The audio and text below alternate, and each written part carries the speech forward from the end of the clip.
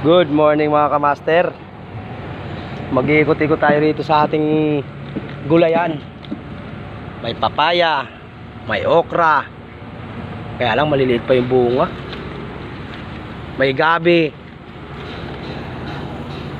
Yung mga ano namin dito. Ito pwede na to. Ulam na to eh. Pwede na yan. Baka maunahan pa ng iba.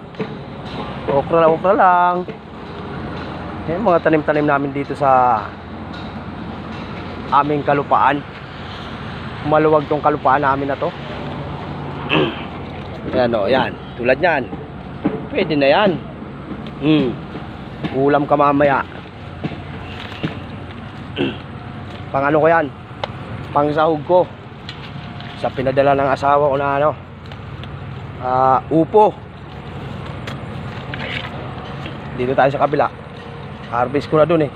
Naunahan tayo ng mga mangyan. Ay.